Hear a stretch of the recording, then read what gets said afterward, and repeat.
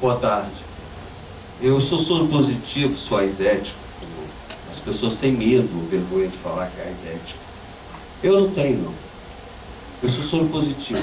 Venho me colocando em diversas situações, seminários, fóruns, congressos, nacionais, internacionais, denunciando os cientistas, denunciando os físicos, os químicos, os biólogos, os médicos, os doutores e doutoras. Por quê? Todos os debates, todos os questionamentos, indagações, implicações, né, não são colocados da forma certa, não são discutidos e debatidos da forma certa, porque a visão de tudo ainda é europeu, ainda é americano, ainda é asiático, ainda é não sei o quê, mas não é brasileiro.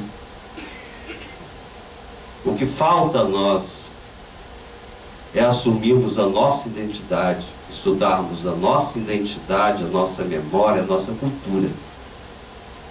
Por quê? Todo o ensinamento, todo o conhecimento, todo o saber nosso não está em debate, não está em estudo. Então se estuda, se questiona, se faz tudo com a visão europeia, gringa, gringos. Quem aqui não tem um pouquinho de sangue de índio? Cadê a civilização indígena? O que se debate sobre isso dentro das universidades, faculdades e tudo mais? Então eu descobri uma cura. Eu me curei da AIDS. Já fiz 10 exames em 2 anos, não acusa mais. Fiz em 3 laboratórios diferentes, fora do Brasil, em São Paulo e aqui no estado. Dentro dos laboratórios da Universidade Federal, já fiz 8. Não acusa mais. Porém, a medicina não assume isso. Os físicos não assumem isso, os químicos, os biólogos, etc. Os doutores, doutoras, não assumem isso. E não querem esse debate. Por quê? Porque não foi uma descoberta americana, europeia, alemã, não sei o que lá, não sei o que das quantas, não. Não. Foi uma descoberta de um homossexual, cabeleireiro, maquiador, artista.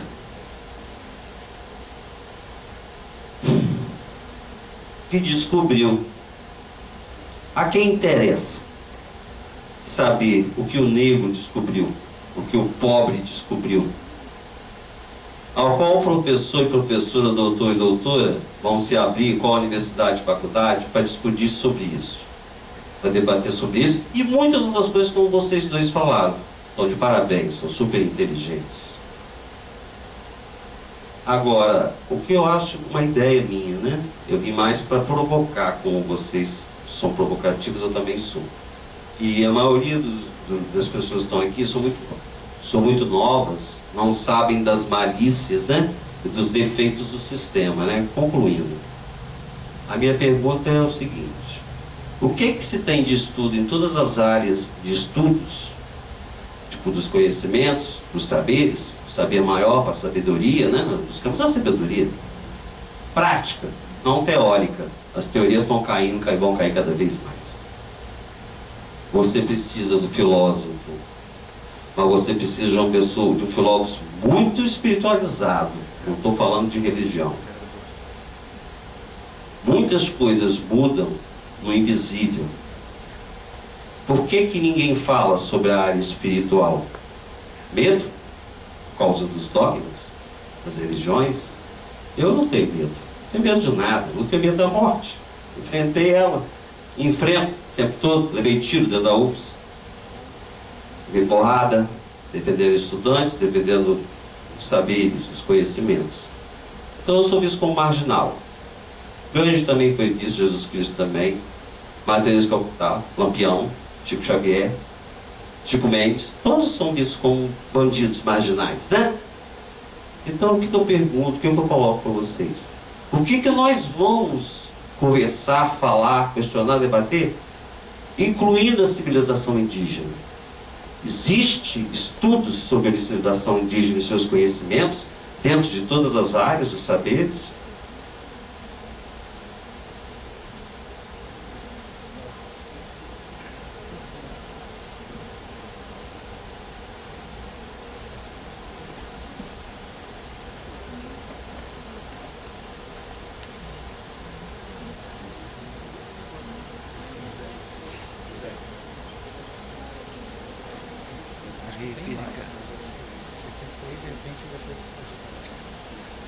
Boa tarde, meu nome é Milton, sou estudante de graduação em Física.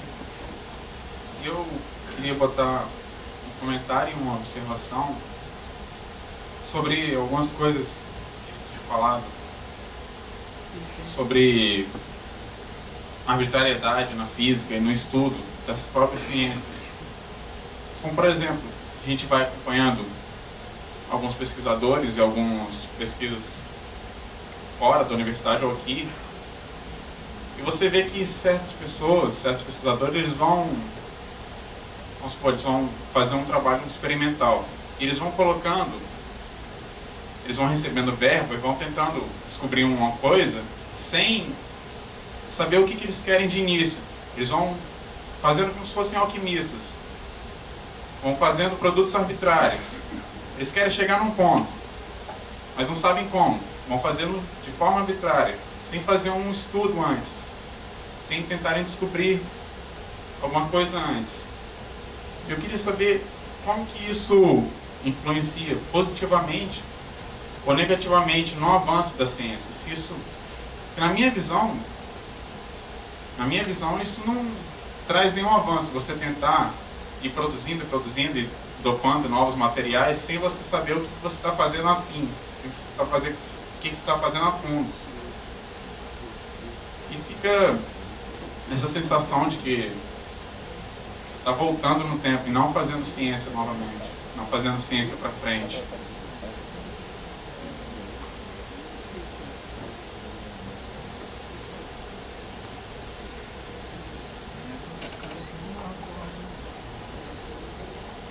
Tá bom o negócio.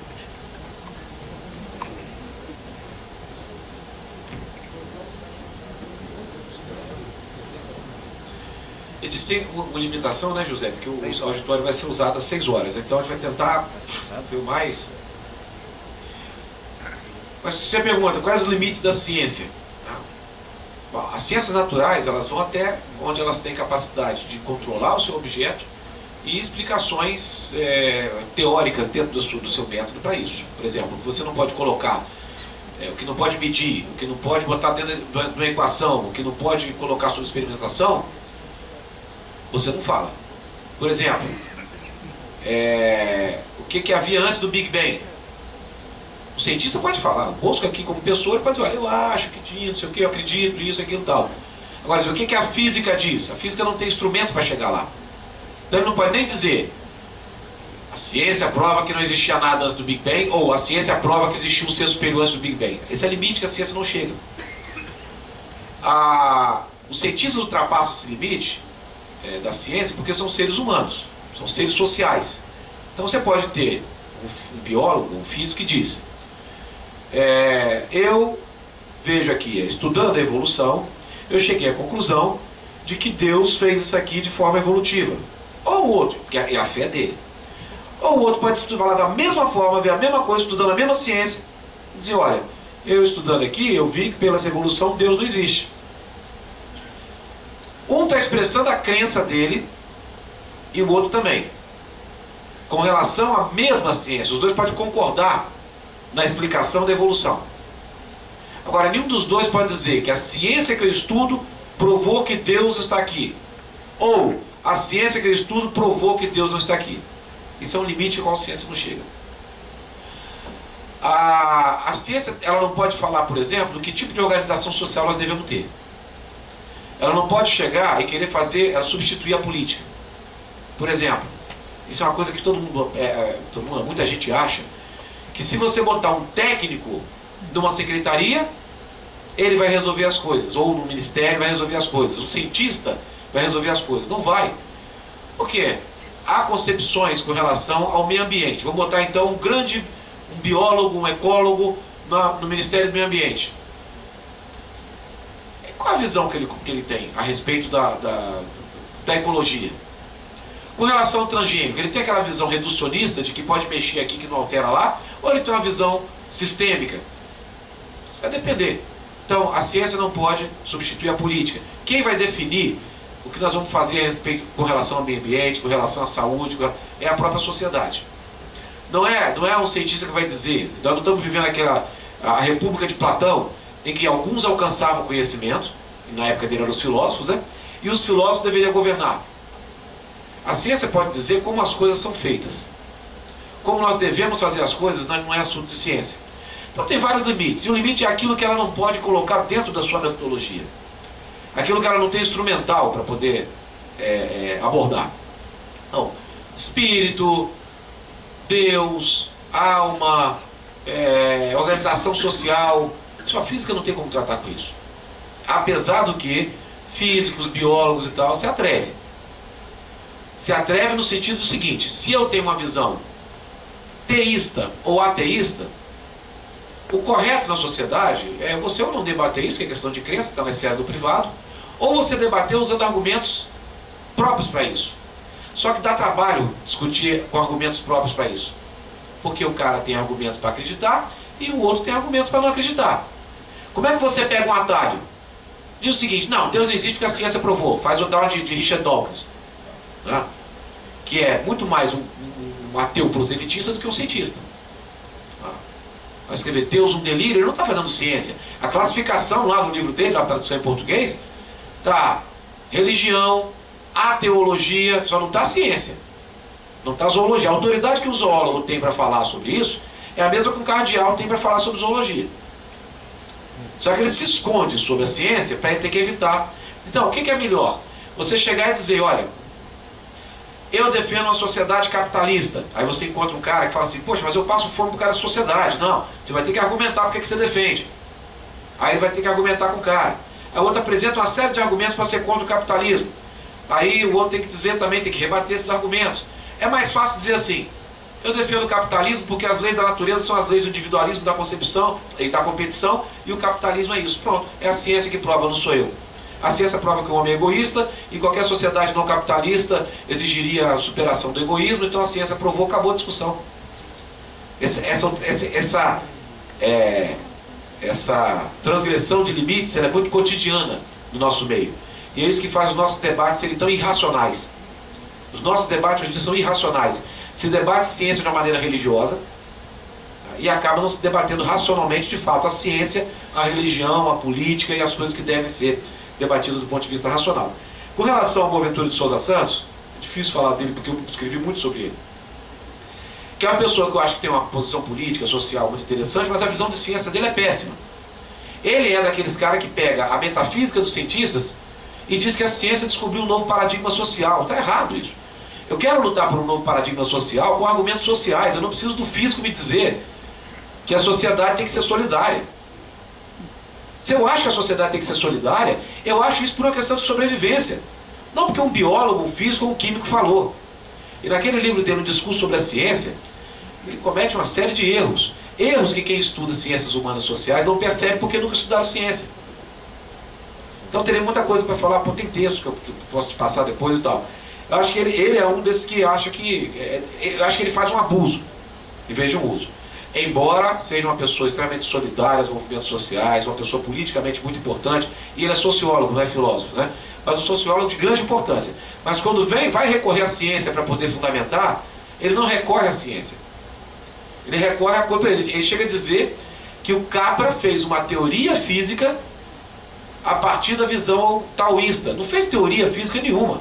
Se você for ler o livro do Capra, ele pega a ciência que todo mundo faz e depois fala: é melhor entender essa física a partir da visão taoísta. Mas ele não fez teoria científica baseada no taoísmo. A Teia da Vida, que ele escreve um livro muito bom, etc. e tal, mas ele não criou aquilo. Ele faz uma abordagem holística melhor para ver isso e tudo mais. E o Boaventura fala que ele criou uma teoria científica. usa o conceito de autopoiese para a sociedade, sendo que os próprios criadores do conceito falam, isso não é para a sociedade, isso é para a célula. Nem para seres multicelulares pode ser aplicado. Então acho que ele abusa um pouco. Agora, eu não entendi a história da arbitrariedade, olha, que ninguém falou que tem que ser, né? Não sei se você está interpretando que alguém na mesa falou que tem que ser desse jeito. Porque esse tipo de arbitrariedade que você disse é exatamente o contrário da ciência. A ciência só existe quando a pessoa... Ele não vai nem conseguir financiamento para uma pesquisa dessa, né? E o que você vai fazer? Eu vou ficar lá pesquisando, de repente sai alguma coisa. Isso não existe na ciência. Esse é o mito do cientista que fica só pesquisando e de repente ele tem um eureka que descobriu alguma coisa.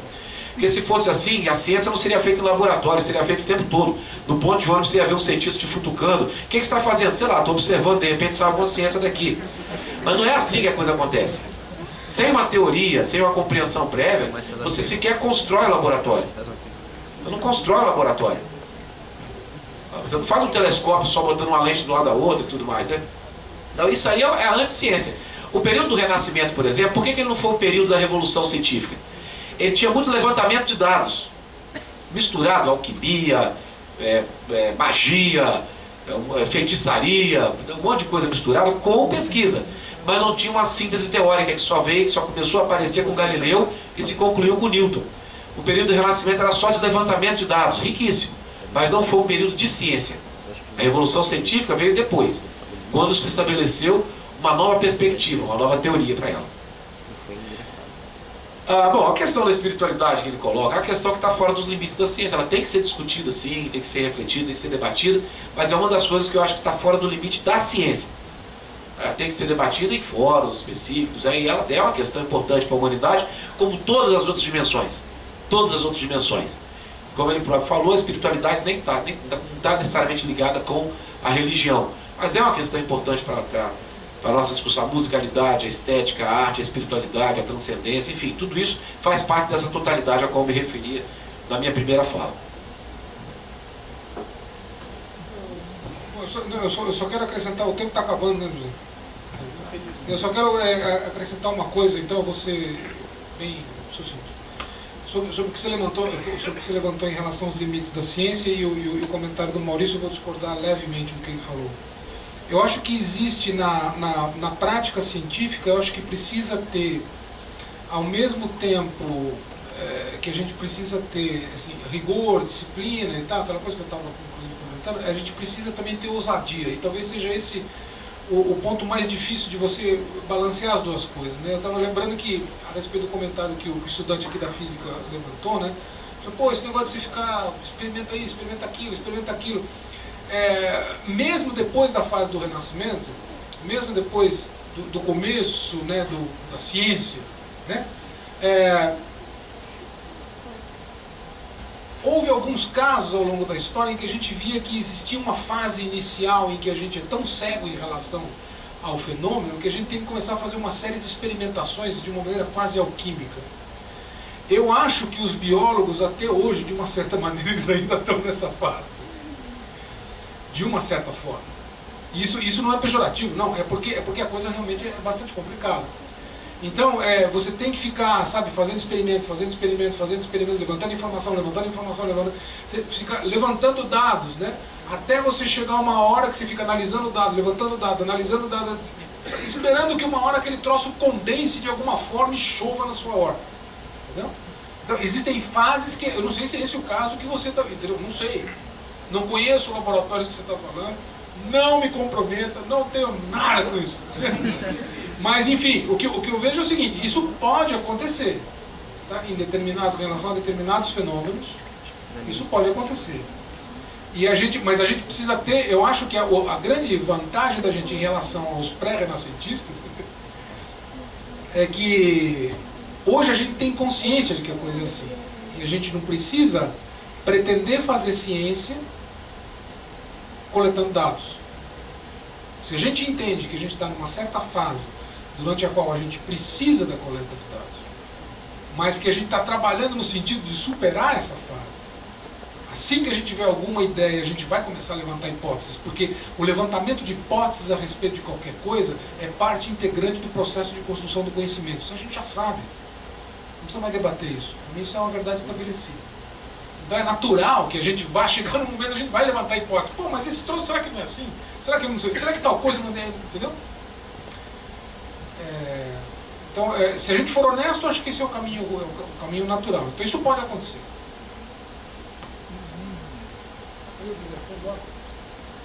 Seria próximo?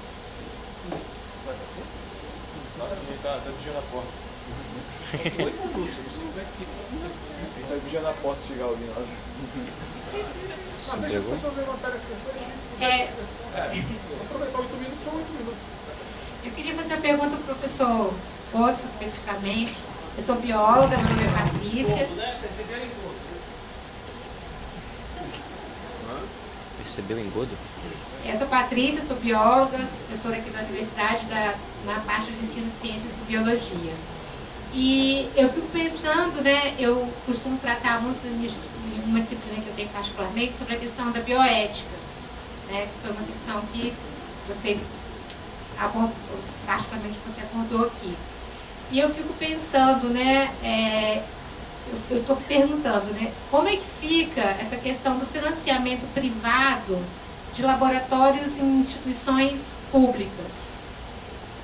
Porque tem algum tipo de regulação para isso?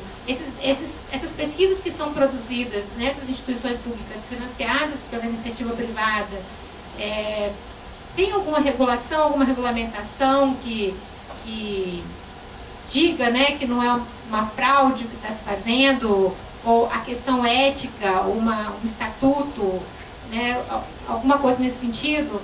E outra coisa, como curiosidade, você falou da célula, né, na segunda pergunta. A questão da célula, né, o dia que a gente entender como a célula funciona. Você falou isso. E ontem eu estava conversando justamente com meus alunos, num curso de extensão que eu dou para alunos do ensino médio, e eles estavam perguntando, estava explicando para eles sobre a diferenciação celular, e eles falaram assim, mas quem que determina, como é que a gente sabe que essa célula vai se tornar uma célula de tal lugar ou de tal outro lugar? Esse processo de diferenciação celular, né? Eu queria saber se já tem algum caminho para isso. Né? Bom, eu vou responder a segunda e depois a primeira, rapidinho. A questão da diferenciação celular, a gente tem algumas pistas. Okay? Tem algumas pistas que estão ligadas a fenômenos epigenéticos. Tem a ver com condensação ou condensamento da cromatina em torno das regiões promotoras dos genes. Parece que à medida que a célula vai se multiplicando no desenvolvimento embrionário, já existem indicativos de que existe um código de quais promotores, de quais genes no DNA vão ter parcialmente a cromatina mais adensada ou menos adensada, de tal maneira que aquele gene passe a ser expresso a partir de um determinado momento. Entendeu? Tem um caminho. Inclusive tem muita gente estudando a relação entre essa diferenciado adensamento da cromatina em determinados momentos da vida celular como sendo possíveis origens do processo de tumorização da célula. Entendeu? Certos genes que passam a ser expressos aos outros que são silenciados quando eles não deveriam ser. Entendeu? Então já existe inclusive algumas drogas que agem no nível epigenético para tratamento de câncer, né? Isso já existe. Então isso aí isso aí tem a ver com regulação do gene, entendeu? Então parece que a diferenciação tem a ver com isso. A primeira questão é a questão da ética. Olha, até onde eu sei, isso é um processo político. Entendeu? E isso que o torna tão complicado e tão rico ao mesmo tempo. Até onde eu sei, não existe um conjunto de legislação específica para isso. Em nenhum lugar do mundo. Nem no Brasil, nem nos Estados Unidos. Quer dizer, qualquer empresa pode associar, entendeu? Assim, financiar projetos dentro da universidade, desde que a universidade assim o queira. E isso aí é um problema muito grande. É um problema muito grande. Isso está em debate, né? Está em movimento. É um assunto em aberto que precisa ser esclarecido, né? Você tem algum dado sobre fraudes, pesquisas relacionando universidades e financiamento privado? Olha, esse levantamento aqui que eu falei desse paper aqui, várias dessas pesquisas aqui são cofinanciadas com iniciativa privada. Porque na área de saúde, sabe, você está mexendo com um laboratório farmacêutico, com Monsanto, com, entendeu? Transgênicos, e isso aí Se você escarafunchar, é que nem o exemplo do paper da Nature que eu dei, entendeu? Esse pessoal, o pessoal tá pesado, esse pessoal não é pouca coisa não. Aqui a gente está mexendo com um cachorro grande, bem grande.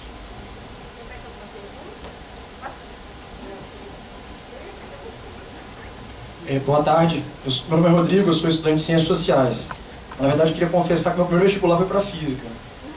Eu tinha feito para estudar astronomia e tal, e não deu certo. Porque isso seria um pecado? Você tem que confessar? Não, rapaz, é porque é falta de habilidade de cálculo mesmo, cara. Aí eu, em vez de estudar as constelações do alto, eu vim estudar as de baixo mesmo, das Ciências Sociais. Né? Então, são duas questões, mas uma relacionada com a outra. Primeiro, parabenizar os estudantes de Física, né, por realizar essa semana. Parabenizar o pessoal da mesa pelo debate de alta qualidade. Coisa rara, cada vez mais rara aqui na UFES, né, e que está ocorrendo frequentemente. Primeiro, sobre o Bosco, que ele colocou a questão dessa agenda política ideológica, de que ela existe, não se sabe onde, não se sabe quem produz essa agenda política ideológica, e que a ciência seria um veículo de inserção dessa agenda. Né? Então, assim, como que é possível, por exemplo, por exemplo, no meu caso, que eu estudo ciências sociais, sociólogo, antropólogo, mapear essa agenda política ideológica, e se existe a possibilidade, se ela provavelmente já está em curso, existem cientistas que seriam os formuladores da contra-agenda, né? Onde que ela é produzida, quem que está buscando essa produção, né? E aí, quando você coloca esses dados sobre as fraudes, né, é a queda de um mito da ciência, de que a ciência é invulnerável e incorruptível, né? Então, esse é um mito que foi veiculado durante bastante tempo da ciência, né? Tanto com essa questão que a Abdala colocou desse messianismo científico, né, de que a ciência é a portadora da verdade. E aí, parece que para poder fazer essa contra-agenda política e ideológica, é necessário uma reformulação de uma ética científica, né? E aí, para acontecer isso, provavelmente, para acontecer essa reformulação dessa ética científica, com o embasamento filosófico, sociológico, político, todas as formas de conhecimentos possíveis, é necessário um salto epistemológico consciencial. As pessoas precisam mudar tanto o conhecimento que elas estão buscando, mas também mudar a si próprias, né? E aí entra a questão da autocompreensão, que você tocou, né? Da autocompreensão e a compreensão do mundo como sendo complementares. E aí, ultimamente, essa semana passada, eu tenho lido muito sobre aquele físico indiano, Amit Goswami, né? E ele fala sobre a questão do ativismo quântico. Até que ponto esse ativismo quântico ele tem a capacidade de sanar esses problemas da ciência, né? Da questão das fraudes, da questão da compreensão das lacunas deixadas pela ciência, principalmente na questão que foi colocada por alguns colegas aqui, da questão da espiritualidade, do misticismo, né? Que é o conhecimento da não localidade, né? A consciência não local, que seria o que, no caso dele, ele coloca o que é Deus, né? Essa consciência não local, uma manifestação translocal que se manifesta em diversos locais. E aí, a contraposição é possível numa perspectiva materialista, né? Que é a nossa ciência atualmente, que ela se compreende num âmbito muito mais materialista, se essa questão da não localidade do ativismo quântico ele tem alguma forma de sucesso, ou o que é essa teoria, esse movimento. Obrigado.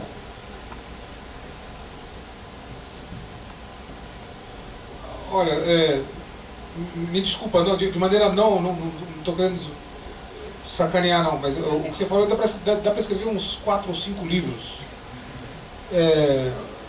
Isso não dá para fazer nos poucos segundos que nos restam. Então, deixa eu só falar o seguinte, eu acho, eu quero fazer um contraponto ao que você falou. O mito da infalibilidade da ciência é uma construção social. ok? A ciência enquanto atividade humana, enquanto abordagem racional do fenômeno natural, é um instrumento poderosíssimo. Não é à toa que movimentos ideologicamente contrários à Igreja Católica, no século XIX, na Europa, fundaram várias universidades cujo dístico era Ciência Vincere Tenebras. Eu acredito nisso, eu acho que isso é verdade. A ciência traz a luz. Né? O que a gente está debatendo aqui é que existe uma dimensão não exclusiva disso que eu acabei de falar, daquilo que é o fazer científico diário e cotidiano. Entendeu? A gente precisa entender as duas coisas simultaneamente. Então existe uma coisa boa na ciência, é evidente que tem, isso é evidente. Ela realmente tem um poder libertário importante que a gente precisa dimensionar e utilizar ele a nosso favor. E a gente, para fazer isso aí, a gente não pode cair no engodo daqueles que fazem da ciência uma agenda, entendeu? Instrumento de uma agenda político-ideológica muito clara e muito explícita. Quem são os construtores dessas agendas? São vários. A gente poderia aqui fazer listas enormes aqui, sabe? Tem vários. Existem vários grupos diferentes que lutam pelo poder, entendeu? E que controlam segmentos diferentes da comunidade científica e tal. Nesse imbróglio todo existem pessoas que também lutam contra todos eles. Então, existe uma dimensão política de uma luta em grande escala no mundo. Isso existe, não tem dúvida. São lutas de grupos diferentes que têm visões de mundo diferentes. E essa luta está sendo travada o tempo inteiro. E a ciência, enquanto instrumento de exercício do poder, ela é uma moeda preciosíssima nessa luta. Entendeu? Cabe a cada um, no momento em que se torna cientista profissional, decidir que arma que vai pegar.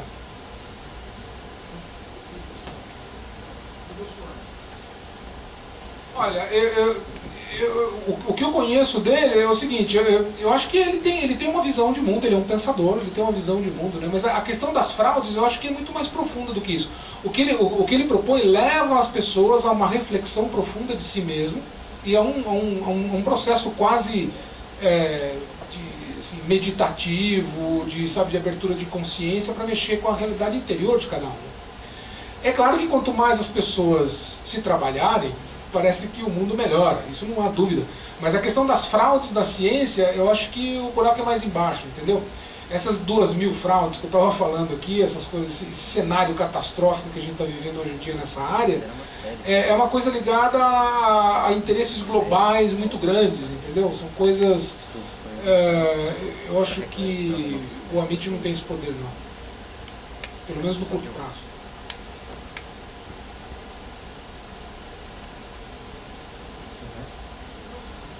Bosco, como o pessoal ainda não expulsou a gente, e eu me inscrevi também, eu queria só fazer uma última pergunta rapidamente. Como é que é esse processo, né, de trabalhar numa equipe interdisciplinar? Como é que, entre os cientistas lá, como é que vocês definem os paradigmas, né? Como é que é feito esse processo interno lá? Que, assim, é mais em função do problema ou em função de quem coordena, enfim, como é que é isso? Não sei. Gostaria que você falasse um pouquinho pra gente sobre isso. Isso é uma pergunta interessante. Eu não tenho certeza como é que funciona, não. A gente está experimentando, sabe? A gente está experimentando.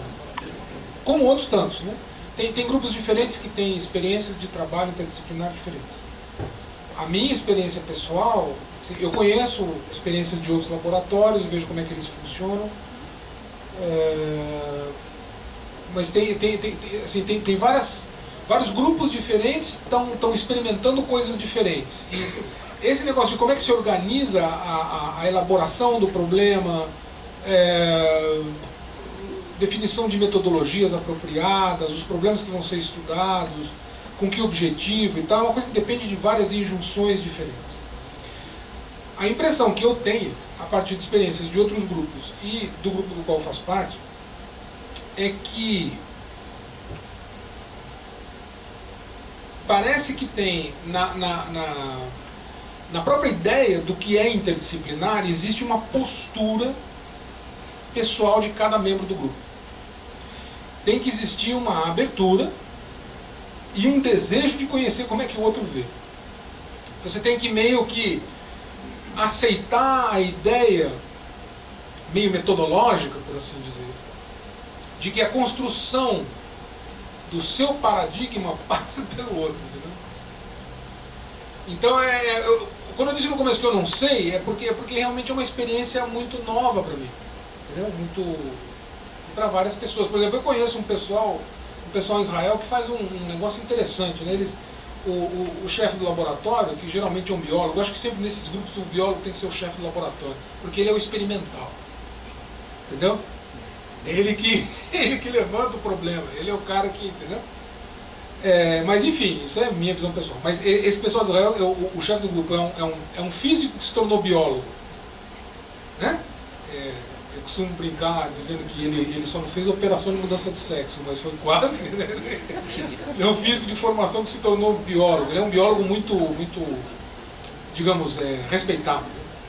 Mas ele faz até reuniões no grupo dele, tem um monte de estudante lá, pós-doc, o laboratório é grande. E ele faz sessões de catarse coletiva dentro do laboratório. De conversar mesmo, de parar, de dar um break no laboratório, sentar, todo mundo fala, hoje é o dia da gente conversar da gente, das nossas relações e tal. É quase um troço psicoterápico. Não é psicoterápico, porque ele não é psicoterapeuta, certo? Mas ele dá um break e ele para e fala, vamos refletir junto o que nós estamos fazendo aqui. É um negócio interessantíssimo, entendeu? Então, essa é a experiência dele. No nosso laboratório a gente não chegou nesse ponto ainda. Nem sei se a gente vai chegar. Por isso que eu estou dizendo, não sei como é que funciona direito. O que tem acontecido na minha experiência pessoal é principalmente esse negócio. Parece que o paradigma ele não é pré-definido. Existe um conjunto de expectativas ou de visões diferentes. E é da relação e da troca entre os diferentes profissionais que vai se construindo um troço, entendeu? Que a gente nunca sabe direito o que é. A gente só vê, parece que à medida que ele vai ficando mais claro. Isso é o que mais me chama a atenção. Então, a questão do paradigma, claro que a gente tem visões de mundo, né? E a gente tenta puxar a sardinha para cá ou para lá e tal, entendeu? A gente tem discussões, às vezes meio ásperas e tal, mas parece que é isso aí, a questão do paradigma ele vai se construindo, é uma coisa curiosa, entendeu? Maurício, você acha que isso diferencia, né, essa nova, não sei se é nova, né, não sei qual a sua visão sobre isso, mas essa maneira de fazer ciência se diferencia do que foi até o momento, ou seja, estamos diante de uma nova forma de caminhar ou de desenvolver a ciência em função desses grupos interdisciplinares? Não sei, como é que você vê isso aí? Não, com certeza, com relação à maneira que foi feita a ciência no século XIX e século XX, quer dizer, até metade ou uma parte do século XX, ou talvez todo o século XX, é de fato uma novidade, não é? A coisa, o trabalho de grupo, a coisa ser feita, por exemplo, um tipo de aplicação que depende de vários conhecimentos e somar esses conhecimentos, isso pode ser que tenha sido uma coisa que foi feita durante várias épocas. Agora, essa abordagem coletiva é uma coisa que surge de uma compreensão nova do universo. Uma compreensão nova do conhecimento, uma compreensão nova do próprio funcionamento da natureza, de como as coisas se expressam. Então, isso é uma novidade. Eu acho que isso aí, e a tendência, eu não sei, mas a necessidade é que outros elementos venham a ser agregados a essas abordagens para que tenha essa compreensão de que não é possível hoje compreender a complexidade que o universo manifesta, porque nós chegamos a um nível, eu acredito que vai chegar até mais, mas chegamos a um nível que se mostra em seus pequenos detalhes, e esses detalhes são extremamente complexos. Quando acha que vai chegar no fim, parece que abre quando vai nascer lá, vai abrir a célula. Aí você chega e compreende que a vida é composta de elementos químicos comuns, você achava que era mais tal. Mas pergunta, como é que esses elementos químicos comuns podem se comportar dessa maneira? Como é que dentro de uma célula se pode ter, cada coisa cumpre uma função que mexe, quando acontece uma coisa, a outra tem uma resposta, e a resposta dessa depende da outra. É uma coisa, essa coisa do desenvolvimento embrionário, por exemplo, o fato do acúmulo da cromatina, só isso é o entendimento. Mas agora, o que faz essa coisa acontecer? Ninguém sabe. E quanto mais você vai descobrindo coisa, mais você vai criando problema. Você percebe o seguinte: não vai ter aquele gênio que vai gritar eureka, não vai ter aquela pessoa que vai ser conhecida como grande descobridor não sei de quê. Ou se faz esse tipo de abordagem multidisciplinar, porque não é soma de trabalho, não é acumulação de trabalho, não é um ajudando o outro. Não é igual construir um prédio, um cara faz a argamassa, o outro faz não sei o quê. É a própria abordagem, é uma consciência coletiva. A própria abordagem ela tem que ser coletiva. E esses grupos funcionam como uma maneira de fazer uma abordagem coletiva. Mas se não for dessa forma, a gente vai se perdendo os dados. As pessoas vão se perdendo os dados. Vai ter vai acontecer o que está acontecendo hoje, segundo os biólogos dizem, o que está acontecendo na biologia, é uma abundância enorme de dados e a falta de uma síntese teórica que dê sentido a esses dados. E essa síntese teórica não vai sair do computador de uma pessoa só. E a teoria de tudo aí? Essa é a síntese, não acredito nisso, A teoria de tudo é uma etapa da teoria das 4 forças, né, do universo. Né? Eu tenho um livro como é que o Barrow, John Barrow, que chama Teoria de Tudo. Aí quando eu estava andando com ele, que eu estava lendo, a teoria de tudo, o pessoal olhava e falava, que pretensão, teoria de tudo. O pessoal acha que é teoria sobre a sociedade, sobre o ser humano, sobre o olho, sobre a unha do pé. Eu tenho certeza que eu não sei tudo. Não, nem é a pretensão. A teoria do tudo é a teoria que unifica as 4 forças, a teoria de tudo, de todas as forças que se conhecem no universo. Né? Mas não vai explicar, por exemplo, por que você tem dor de barriga quando come alguma coisa. Né? Não, isso explica. Mas o que você pensa depois de você? Não, boa. A frase que você falou eu não ouvi. O que você pensa depois de ser químico é mais complicado. Né? Não entendi de novo. Não é essa a forma. Você retira a sua pergunta, é isso? Não. Deixa aí o pessoal as pulgas atrás dele. Queria dar tempo, imagina, eu queria fazer um posso. Você comentou diante desse quadro, dessas fraudes todas, desse cenário, que é importante a gente tem, acho que, ter uma visão mais crítica sobre esse quadro. Tá dando para ouvir? Que diante desse quadro, dessas fraudes, essa questão toda, que é importante que nós tenhamos então uma visão mais crítica e só saber se tem uma ideia de onde a gente tira isso, como a gente pode fazer isso em escala, solução do problema, né? Passa pela educação, de que forma? Comentar. Quer falar, Maurício? Perguntou para mim. Olha, até onde...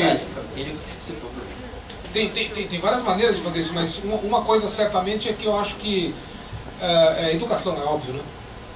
Não tem muito o que dizer. Eu acho que você tem que ensinar as diferentes áreas do conhecimento da maneira mais abrangente possível, o mais cedo possível.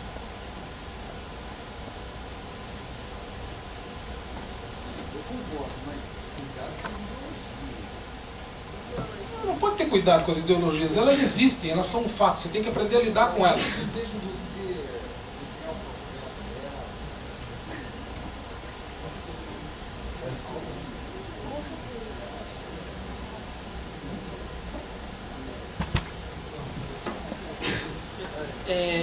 Eu estava aqui pensando que eu sei que existem, bem, eu conheço em relação à física, mas provavelmente também existem várias outras áreas, como o Maurício tinha falado antes, esse caso do cientista que acredita quase religiosamente naquela teoria. E a gente vê em algumas áreas da física que justamente acontece, por exemplo, você tem 2 teorias tentando explicar o mesmo fato que ainda não é muito bem compreendido, e esses grupos diferentes que acreditam quase religiosamente na sua própria teoria, isso cria uma certa briga, entre aspas, uma briga no meio acadêmico que atrapalha o desenvolvimento. Eu queria saber assim, até que ponto que esse tipo de divergência atrapalha o desenvolvimento e como que isso pode ser evitado, como que os cientistas podem passar Camila? Não, eu acho que o efeito desse tipo de apego dogmático e religioso a teorias científicas, ele é absolutamente prejudicial. Para mim, eu acho que é o fim do pensamento crítico e o fim da própria ciência, porque a ciência ela surge exatamente para poder, toda a sua história, ser uma ponta de razão dentro de crenças religiosas ou de especulações e tudo mais. Quando ela assume a forma dessas especulações, ela deixa de ser o que ela deveria ser. E eu sofri isso na pele, tá? O Bosco sabe disso. Sofri isso na pele quando, por um acaso, fui fazer um estudo que era para dizer o seguinte, meu estudo inicial. Olha, Darwin tem uma explicação perfeita, o darwinismo tem uma explicação perfeita para a natureza, mas não diz nada a respeito da sociedade. A sociedade pode se organizar do jeito que ela quer. Então vamos diferenciar. Darwin serve para a natureza, mas não serve para a sociedade. Fui escrever um livrinho sobre isso. Eu falei, mas primeiro eu vou apresentar o que é o darwinismo, o que é o neodarwinismo e tudo mais. Rapaz, quando eu comecei a fundo, eu não queria pegar exemplo da mariposa lá da Inglaterra, né? Marrom e branca, porque até hoje as mariposas são mariposas e nem não é uma prova de evolução, né? Nesse sentido. As bactérias se adaptam, tudo bem, adaptação, e elas continuam sendo bactérias há 2 bilhões de anos, ou quase 4 bilhões de anos, quase 4 bilhões de anos. Eu queria pegar exemplos mais atuais, da genética, da bioquímica. Rapaz, quando eu comecei a ver esses negócios, eu falei, esse troço não está batendo. As coisas não estão batendo. Eu falei, eu sou muito burro, ou tem alguma coisa aí. Quando eu comecei a futucar para ver, tinha muita coisa. Muita gente insatisfeita, muita gente dizendo é preciso de uma nova síntese, dizendo, olha, esses dados que nós temos agora não casam e tal. E aí saiu um outro livro. A minha pesquisa desviou completamente. Isso em 2004. Fiz um artigo inicialmente. Esse artigo foi publicado numa revista na Espanha, depois foi publicado no livro na Espanha, está aqui, se vocês quiserem dar uma futucada. E eu falei, poxa, vi um negócio legal. Pode ser que esteja acontecendo com Darwin nesse século, um pouco do que aconteceu com Newton. Se descobriu uma outra dimensão da realidade e falei, poxa, tem uma discussão interessante, rapaz.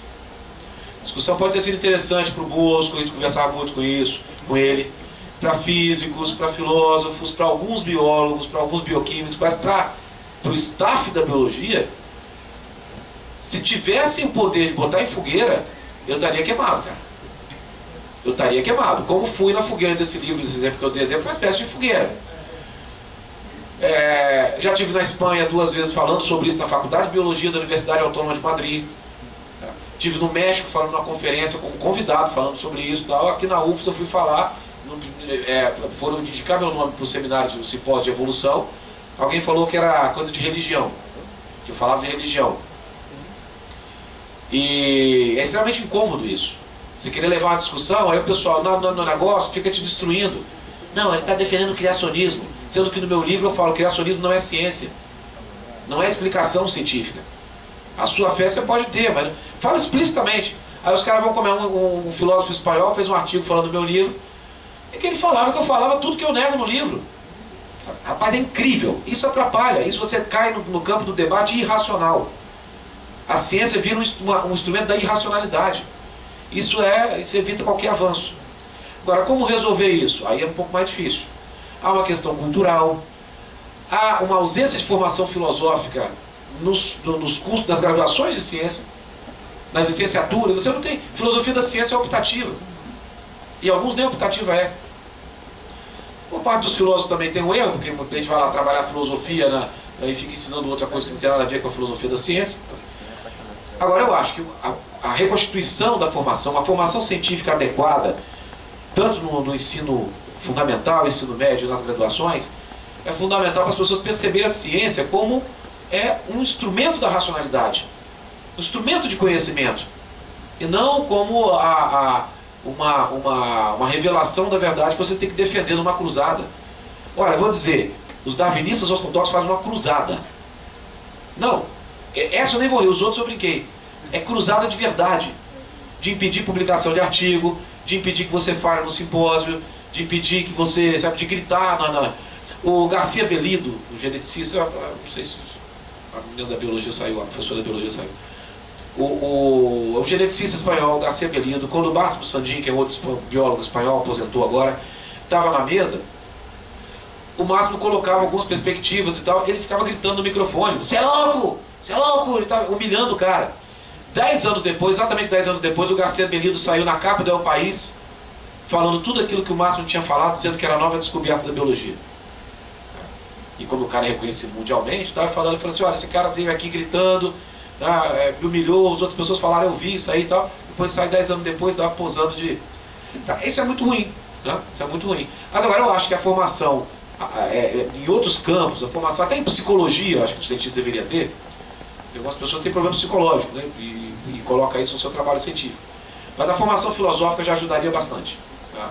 Coisa que não tem hoje nas graduações nas áreas de ciências. Eu só queria dizer que mais ou menos nessa toada que o Maurício está levando, uma coisa preocupante hoje em dia, muito preocupante, é que a gente está caminhando, aparentemente, existe um paradigma aí, as tais forças políticas, acho que tem grupos políticos aí por detrás, que tentam vender a ideia de que a gente precisa de técnicos. Está havendo um movimento no sentido contrário desse que o Maurício falou. Isso aí é um negócio extremamente perigoso, no meu ponto de vista. Está se tirando, por exemplo, filosofia e pensamento crítico dos cursos de física, dos cursos de biologia, dos cursos de biomedicina. Os caras estão aprendendo cada vez mais coisas técnicas, pontuais e direcionadas para atividades fins específicas.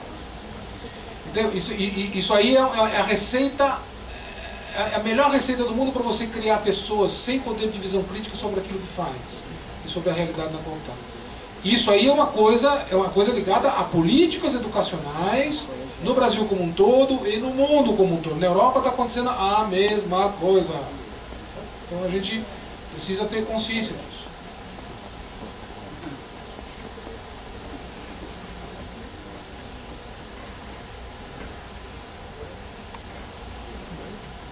Pessoal, eu queria sugerir que a gente encerrasse o debate nessa questão formal, mas eu acho que os professores, de repente, não sei se vão continuar mais um tempinho, e talvez aquelas perguntas que ainda